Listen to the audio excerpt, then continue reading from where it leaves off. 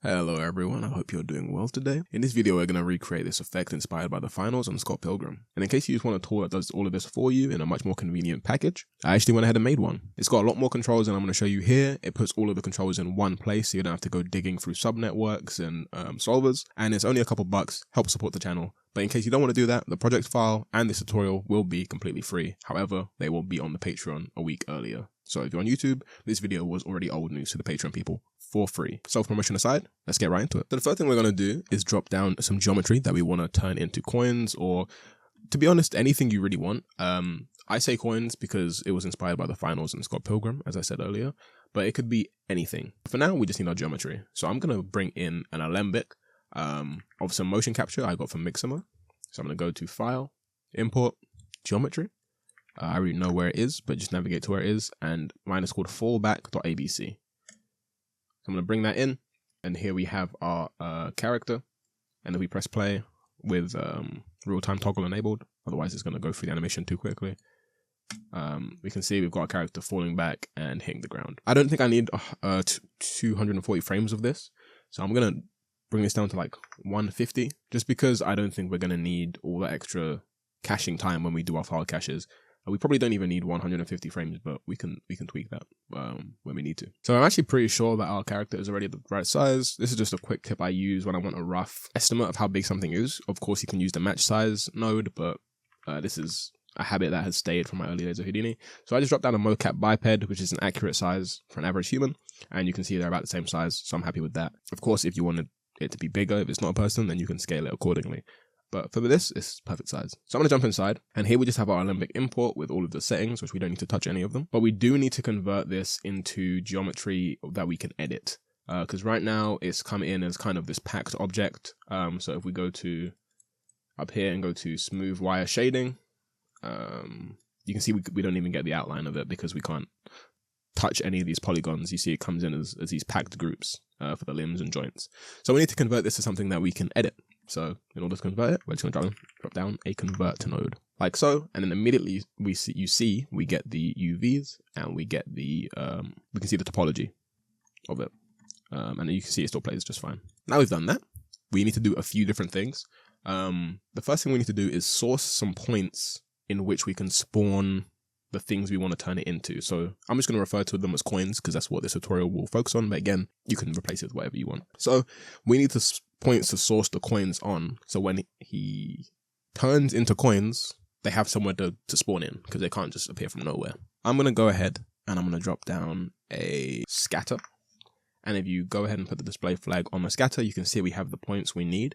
The only problem is with this scatter, if we press play and wait for it to settle, you can see it easier there. These points, as long as the mesh is animated, are not consistent. They shift around. If I turn the point numbers on and press play, you can see these point numbers before the mesh stays still. They are shifting all over the place. We need consistent point numbers in order to keep our geometry consistent. So it's a really easy way to do this. We just need to make these consistent and stable. So what we're going to do is we're going to drop down a time shift node, and I'm just going to get rid of the expression here in the frame input. I'm going to hold Control, Shift, left mouse click to get rid of that expression so that it stays on frame 1. And I'm just going to plug that in between the convert and the scatter. So if we press play now, we'll see that nothing changes because we have it stuck on frame 1. That is going to be our rest geometry to scatter onto. So we don't want to just scatter on the surface.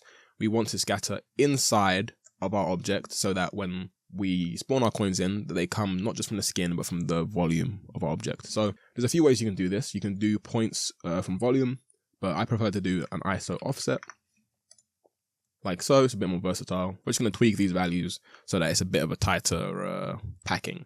So I'm going to set the template on our time shift here so we can see about where we want to bring them in.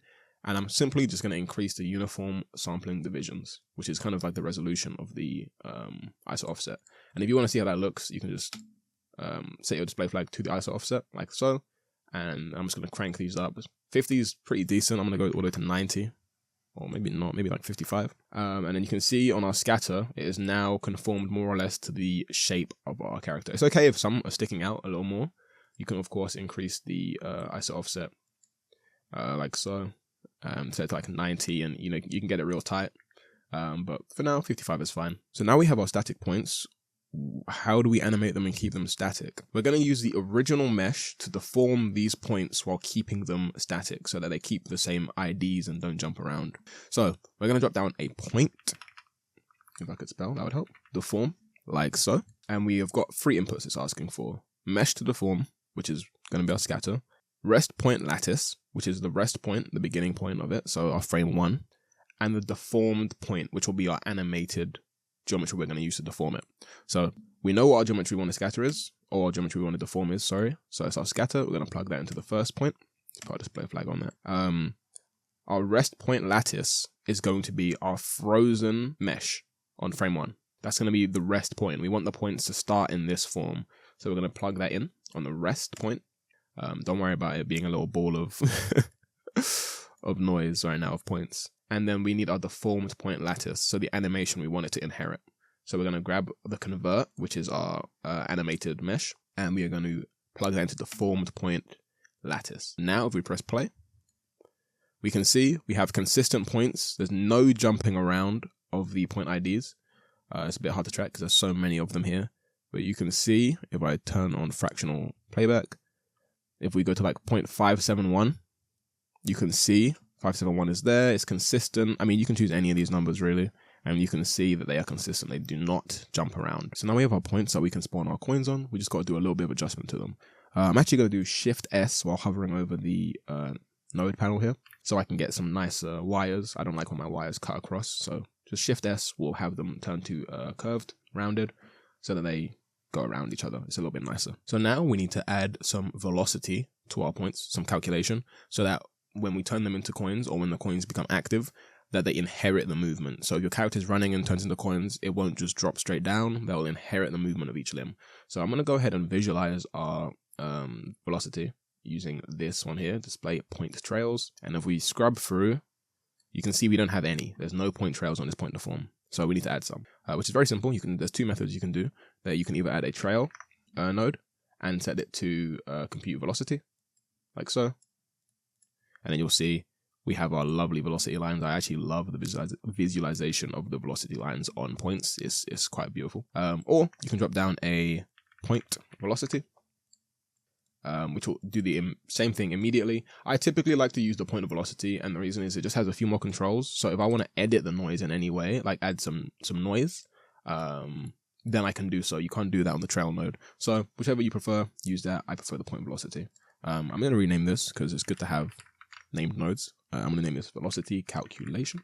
And then after this, now we have our velocity. We actually need to randomize the rotation of the points. So if I quickly do a copy to points, you don't need to copy this, by the way. I'm just doing it for demonstration purposes if you're following along. If I just do like test geometry, and let me get a pig head, and I copy those to points, and let me just scale this down. Again, this is just to show you something real quick. You don't have to copy this. All of these points face, the orientation is not random. So we need to randomize the points so that they're not all facing this weird way. And in order to do that, we're going to drop down a attribute wrangle. It's a little bit of Vex. It's only 2 lines. It's very simple. So don't get scared if you're not a huge Vex fan. I'm going to explain everything. That was actually a rig attribute wrangle. So I'm going to drop down a normal one, attribute wrangle like this. It's set to points, and I'm going to type in @orient equals rand, and then in parentheses @pt_num, close parentheses, and then semicolon to close that line. And I should have left that copy to point example there. So you can see exactly what I'm talking about. So I'll leave that there so you can see. Again, we'll get pig head, plug that in. And actually, while we're here, I'm actually going to add another line. And I'm going to add @pscale, which is the scale of the points, equals 0.05, which is just me. I'm just guessing a value, and then semicolon to end that. And that's going to scale down our pig heads on the p-scale.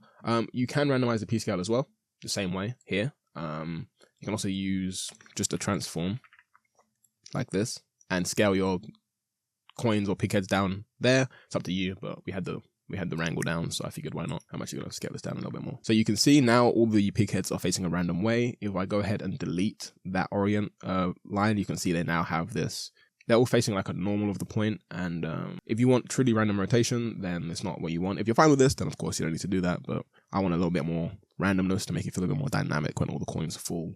So I'm going to put that back, and you can see it randomizes the points. And then you can control your p-scale here, or by putting a transform underneath your geometry, which we will replace this with coins, of course. But again, I don't need this right now.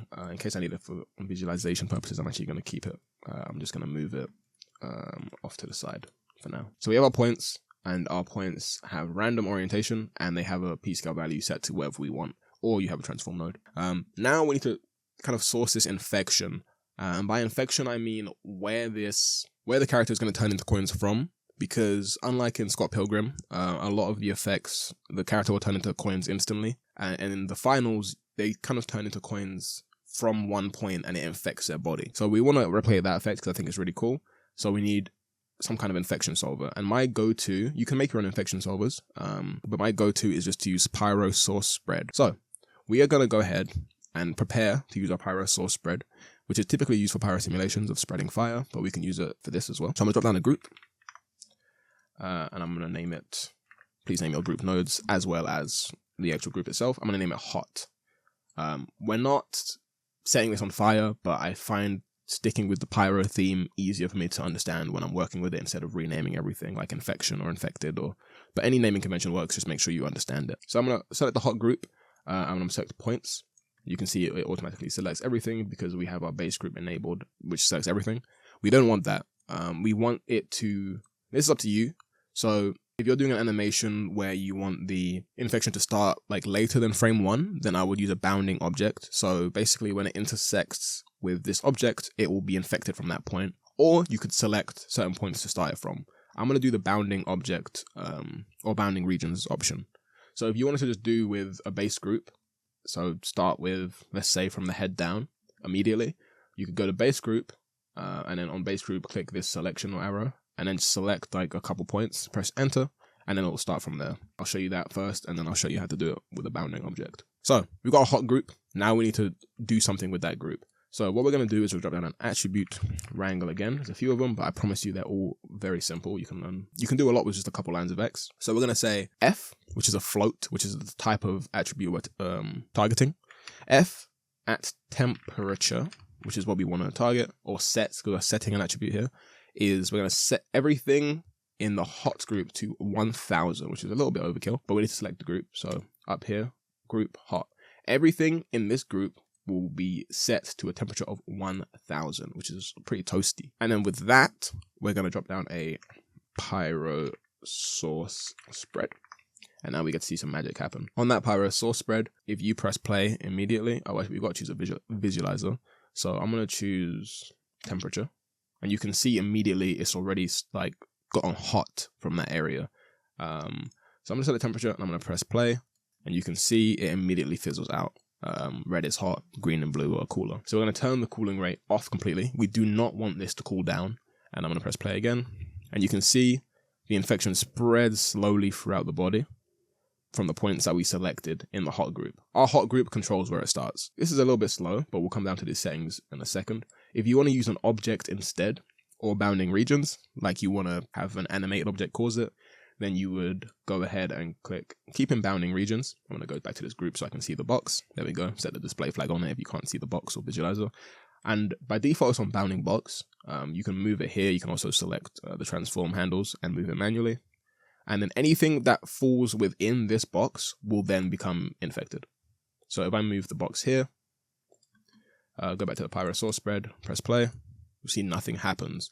And that's because the pyro source spread, by default, only considers points that are already hot on frame 1. So any points that become hot after frame 1 will not be considered, which we can fix with, again, just a couple lines of X. I promise it's not that complicated. So we're actually going to have to jump inside of the pyro source spread. Of course, if you're not interested in that and you just want it to be a base group immediately, you don't need to worry about that. But if you want to ignite or infect or have the transformation happen later than frame 1, which is pretty common, then you're going to need to do this. So we're going to jump inside of the pyro source spread by double clicking. And we have a couple things here. We have the last frame, so the last stored frame. And then we have current geometry, which is the input. So we're going to create an attribute wrangle again. and we're going to plug that in here. And then on the second input, we're going to plug in current geometry input 1 right here into the second input. And on this wrangle, we're going to run over points, because that's what we're dealing with. And we've just got a very simple expression, which I will explain as soon as we finish writing it. So float temp for temperature equals point, open parentheses 1, comma, and then in quotations, apostrophe, that's it, apostrophe, we're going to put temperature, which is the attribute we're going to be looking for, close another apostrophe, comma, at pt num, close parentheses, semicolon. And then after that, we're going to do f, so float temperature, so we're targeting the temperature float attribute, plus and equals to temp, semicolon. And if we go back out and press play, you can see now the infection doesn't happen until frame 5, and it still works. So you can, of course, copy all of this and it will work just fine for you, considering you have the same attributes and you spell everything correctly. However, I do recommend you stick around for this part, because I'm going to explain what all of this means, and I'll help you make better simulations and understand Vex a little bit better. It's only 2 lines. It's very simple, I promise. At the beginning here, when we say float, we're basically defining a variable that we want Houdini to create so that we don't have to write out this every single time. In this case, it's not super necessary because it's only 2 lines of code, but it is good habit. We're made a variable called temp. What happens in temp? Every time we reference it, it's going to reference this. So the point and then everything that happens within the parentheses here, the brackets, it's going to go ahead and say read an attribute value that we want from another geometry input. In this case, geometry input is current geometry, which reads the current frame, the current state the geometry is in. So right now, there's no temp value visible, but if we go over here, then on frame 9, there's a temp value. So we're saying get the temperature from the current geometry, which is input 1 right here. It's a bit confusing because this input is actually 0. It starts at 0, so 0, 1, 2, 3. It's not 1, 2, 3, 4. A little confusing, I know, but it does have the input number right there. So don't be too confused. So we're saying get the point attribute, because we're dealing with points, from current geometry, which is input 1, and the attribute we want is temperature. So grab the temperature attribute from input 1, and we want the current point number that we're dealing with. So whatever point number of the geometry is being processed at the moment, whichever is being put in contact with our bounding object, is what we're processing. So the temp float just means grab the temperature value from the current frame and save it, basically. Grab that. And then after that, we're saying set the temperature attribute, the float, to be added to and equal to the current temperature. It's saving the temperature value of this current frame, and on the next frame, it's adding, but not deleting. So just adding to, this basically just means add to existing without like replacing it, the current temperature. Sounds like a lot. Sounds like a lot, I know, but in short, it's basically just saying, take the temperature attribute from the second input and add it to the existing temperature value on the first input, point by point. It's just merging the 2 temperature values from 2 geometries. Okay, after that that little lesson, I hope that makes a bit of sense. If not, you can just copy and paste it, but I do recommend trying to make some sense of it. So now we have our points that get infected. If we want to move this, we can move up there so it gets infected at that point. We can make it so that it only gets infected at like the bottom of the fall. So when it hits the ground, it gets infected. And there's a lot of settings in the pyro source spread. So I recommend, like I said, turn the cooling rate off completely. You can change the noise by default, the diffusion noise. This is like, obviously it will travel slower through cooler regions and faster through hotter ones. So you can change the rate here. You can also turn off the noise completely. There's a lot of settings in here to play around with. The pyro source spread node is very powerful and there's a lot of stuff you can do. I do recommend that if you're having problems infecting all of the points, if you don't have very many, you're going to have to increase the search radius and maybe the max neighbors so that it can actually find points if they're far away from each other. I'm actually going to move my box back up here, like so. And I just want to note as well, it doesn't have to be one of these default boxes. You can also set the bounding type to whatever you want. Now we have that attribute wrangle in there that allows us to start the simulation past frame 1. You could do a bounding object and you could have it like this example here, where I have it be a person kicking them. When that leg intersects, that is the point where the infection starts. So if you want to use another object, like you have an animated mesh, let's just say, I'm just going to use an example, the pig head test geometry, then you're going to have to plug that into the second input of the hot group and then set it to bounding object. And then you can see where the pig head intercepts with the object is where the hot point will start. So it will start at the feet and go up. So now we have these points that are stable, they get infected, and it can happen after frame 1. What do we do with them? Because we still haven't spawned any coins in, and we still haven't deleted any of the base geometry all the way up here. So we're going to get to that now. So we're now going to bring in the geometry we want it to turn into in this point, in this case, coins. So I'm going to do copy to points. We already have one over there, which I can probably just reuse, but it's okay. We'll just start again. So I'm going to copy to points, and then the left is geometry we want to copy, and then the right is target points. We want to plug this into the right one because we're dealing with points, and these are our target points. And then here's where you bring in your geometry. So I have a coin model already here. So I'm going to go ahead and drop down an Alembic file, and I'm just going to go ahead and find it. So I'm going to go here. I know what mine is, and it's right there. So it's my coin. It's got a lot of polys, but we're going to pack it so it doesn't matter. And I'm going to drop down a pack, which is just going to keep it in basically stored as one point, so it doesn't really consider all of this geometry or topology, all these polys. It doesn't really think about it. Just keeping it as one point, basically. And then we're going to drop that onto our geometry to copy for the copy to points. And if we go ahead and set display flag to the copy to points, we can see we have a lovely figure that is full of coins. This is a bit small, so I'm going to go back up to our attribute wrangle here. What's the wrong one? Sorry, this is why you should name them. And I'm going to change the P scale to something like 0.07, maybe a bit big, 0.05. Like that. And again, you could just drop down a transform node here and adjust it that way. These black boxes are basically just representation of the geometry. We don't have to spawn in every single coin or have it in memory, which is just a visualization thing. Of course, if you want to see all of them for some reason at once, you can just unpack it and it will consider each and every one and render it all. But it's a lot slower, so we don't need to do that in the viewport right now. All of these coins do exist. It's just, again, to save some memory. So now we have our coins on stable points with random orientation, which do get infected. You can't see them on this points right now, but they do get infected. So we need to now simulate these. But we only want to simulate the coins that have been infected. We don't want all of the coins to fall down at once. Because if we go into an RBD bullet solver, and I set a display flag on that, and if I go to collisions, ground type, ground plane, so we have some floor, and if I press play, let me get rid of this so you can see a bit clearer. If I press play, you will see that all of the points, they try to inherit a little bit of the movement at the beginning there, but then they fall immediately. We don't want that to happen. We want it to happen as our infection happens, which, if you remember, doesn't even happen until around frame 9 and up here, and these are falling down immediately. So we need to do a few things.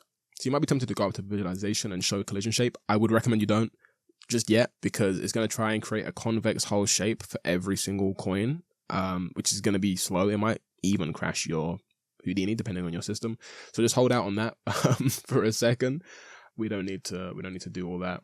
So what we're going to do is we're going to take it into our own hands to configure what we want it to interpret our coins as. So I'm going to drop down an RBD configure, which is the node just for that.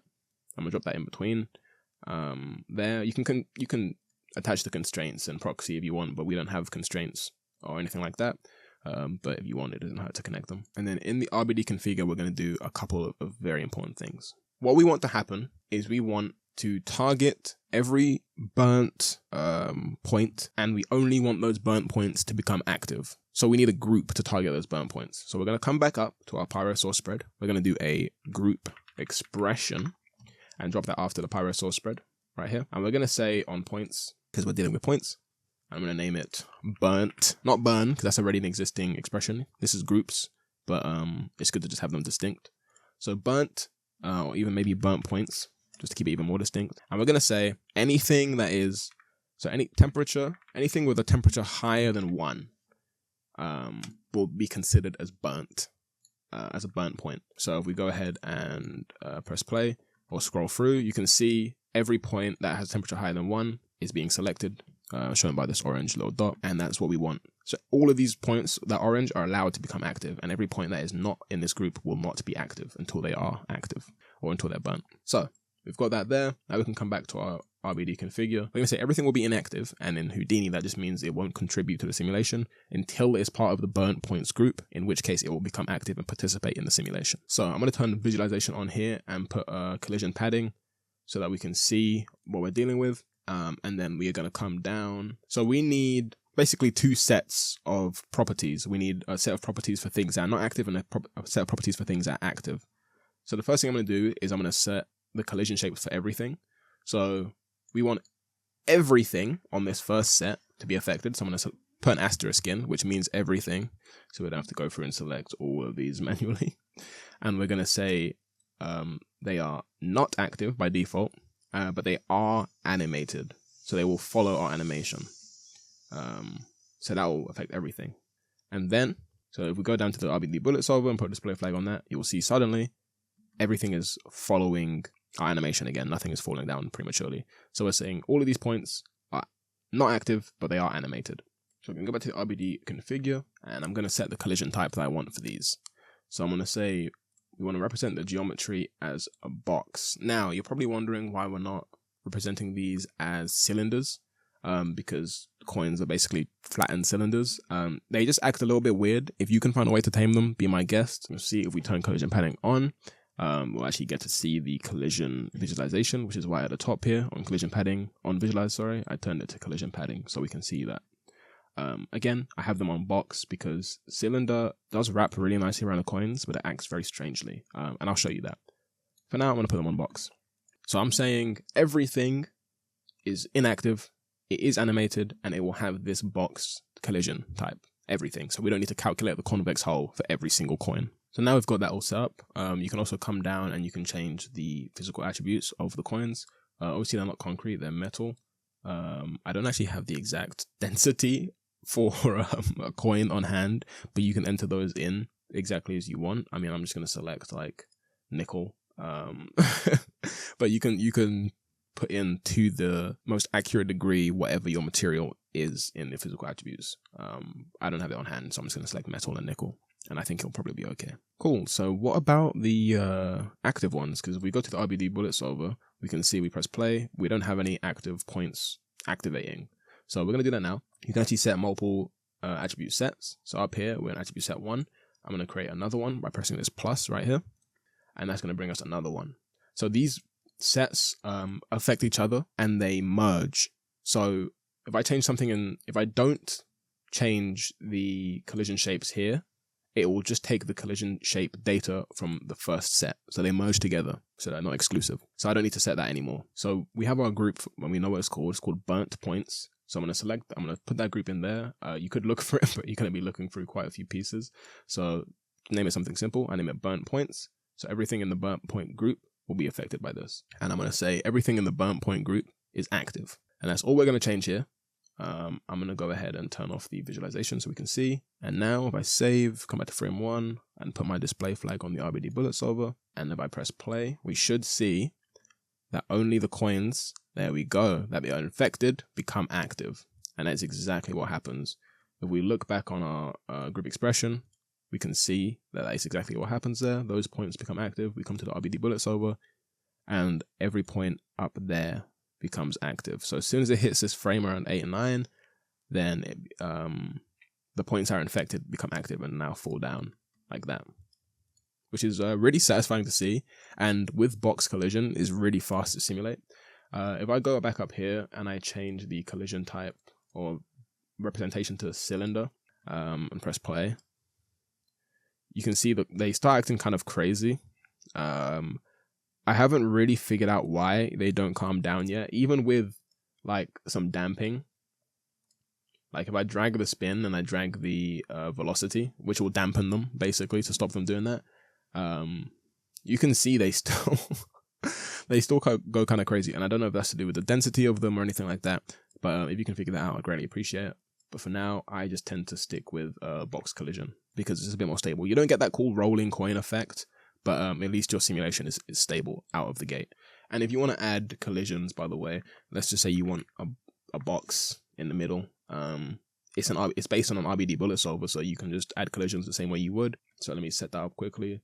I'm going to move the hot group back up into the air, and then I'm going to grab my box so that some of the coins land on the box, and I'm going to plug that into the collision geometry, and on collision, static because it's not animated, and then convex hull to box because it's a box, so we don't need to convex hull it. And then if we simulate that, turn off the ground plane, we can see that just that quickly it interacts with any collider, which works with animated colliders as well. If your collider is animated, obviously change it to animated or deforming depending on your collider, and that's how you get collisions. So you can get this to interact with other simulations. That is the coins basically taken care of. That's how you activate only certain points. So what we need to do now is, what we should do now is definitely file cache this. So I'm going to file cache this as coin simulation. Like so. It's honestly fast enough where you don't need to cache it, but when you're done playing around with whatever you like, you should cache it. It's just good habit. And name them as well. So here's a simulation. So I'm going to save it as so and save that to disk. Cool. So now I've got a little simulation saved to disk. So what we're going to do now is we're just going to delete the points that are not active because we don't need them taking up any space or memory until they're relevant. And also that will allow them to become invisible because this will be overlaid on top of our mesh. So we don't want that. We only want them to become visible when the that part of the mesh has disappeared. So it's really simple to do that. I'm just going to drop down a delete node, put my display flag on that, and it's going to give me a few options. I'm just going to say delete by expression. I'm going to open this by pressing filter expression. I'm just going to type in here @active. So it's targeting every active point, and it's going to delete it. But we don't want that. We want it to delete non-selected. So there'll be nothing, and then until we have only the active points. So everything that is not active, or in other words, inactive, will be deleted.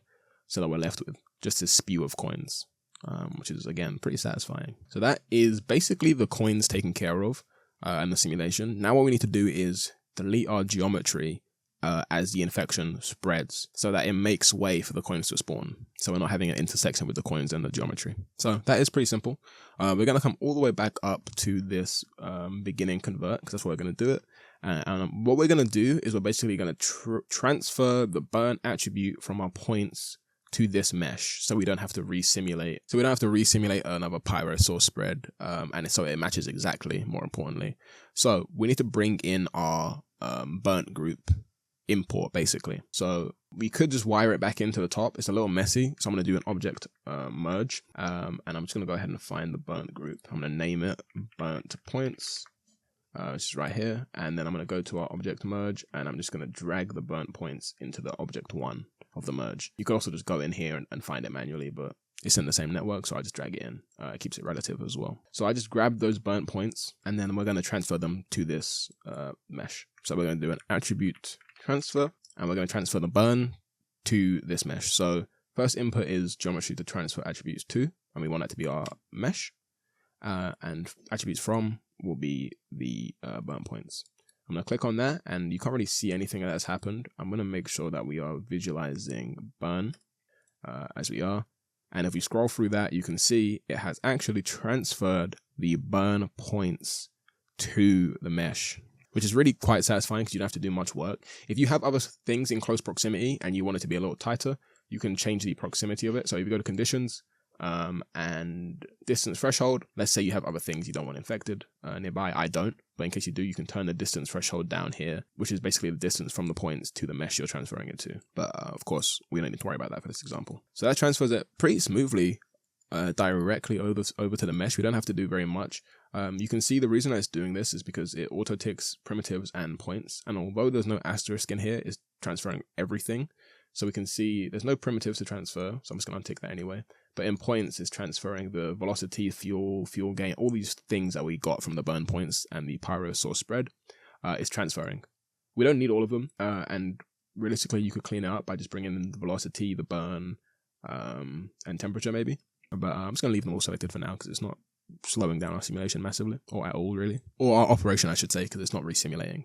So now we have that. How are we going to remove these infected points to make way for the coins? It's actually really simple.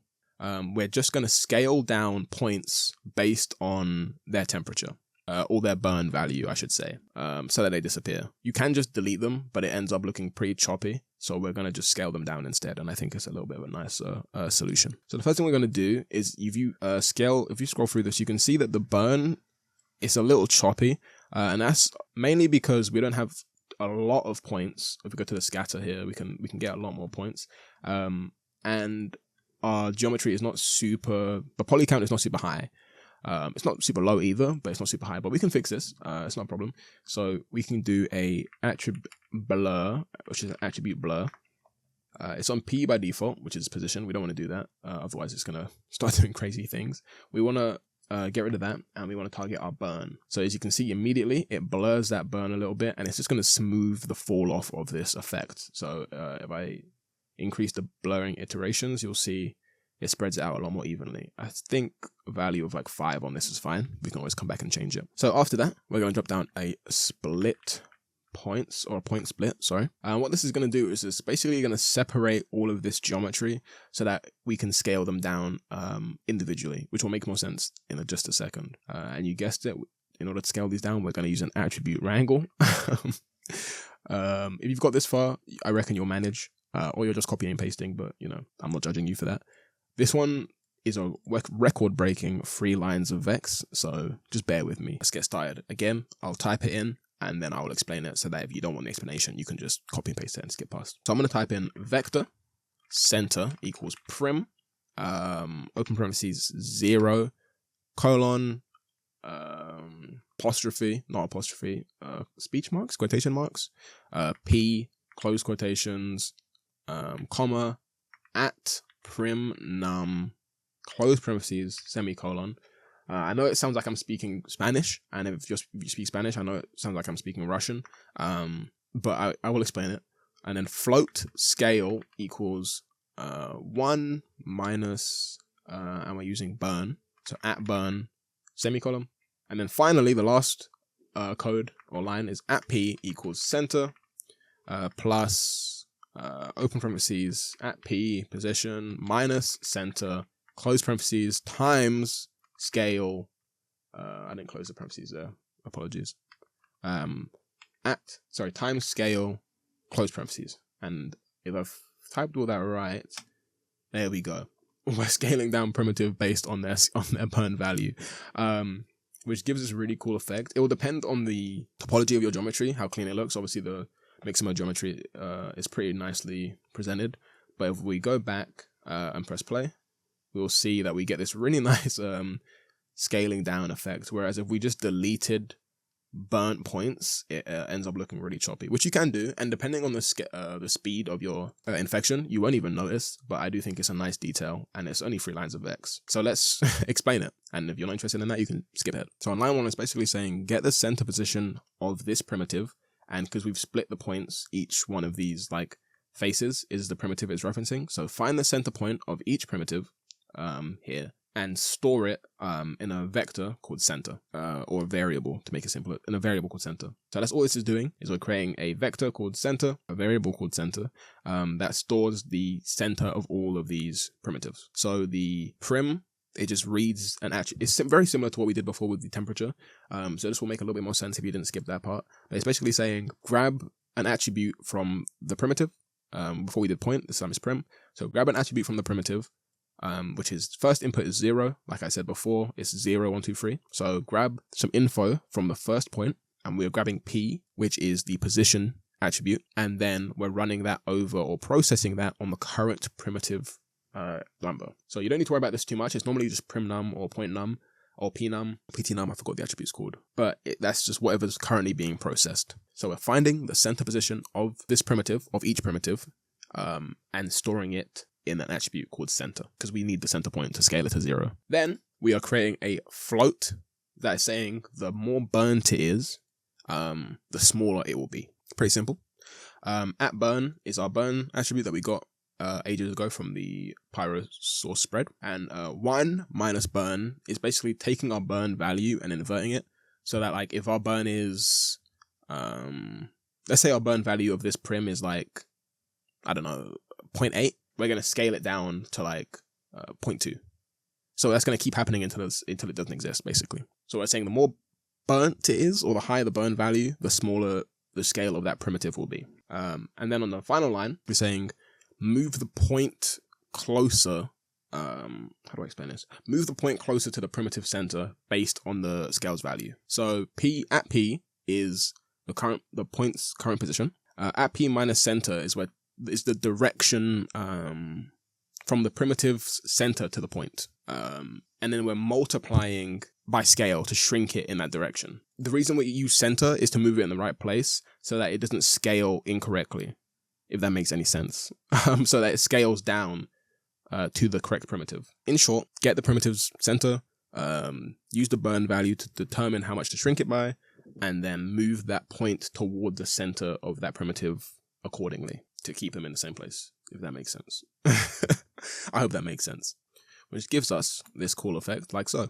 And now all that's left is to kind of bring this all together. So I'm actually going to drop down a merge, and I'm going to bring down our geometry that we just shrunk.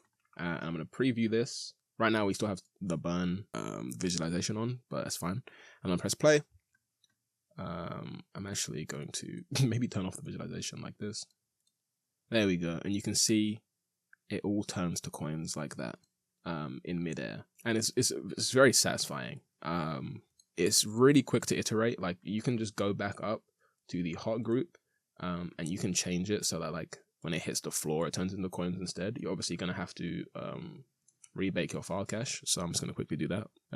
RBD bullet solver is really quick, especially when you're using box collisions or sphere collisions or any of the really simple primitive collisions that aren't convex hull. It's very fast. So that's already done, caching. So if I play that back now, when he hits the floor, he turns into coins. So like the impact of his back on the floor turned him into coins. It's very satisfying. And again, you could go up and replace these with like the coin here with like Skittles. You would just need to make sure that in the RBD configure that you change the geometry representation to a sphere if you were to do something like that. I'd have to drop a little color down on the coins just for a little bit of visualization. It's just a bit of fun.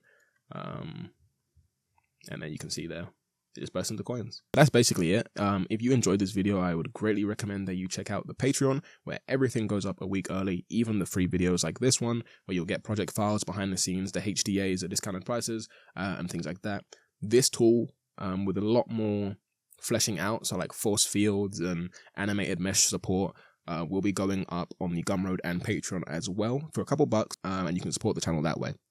If you don't want to support the channel that way, I'd appreciate if you left a like, subscribed, and leave any comments. I try to get to the questions as quick as I can. And as always, thank you so much for watching. Take care and peace.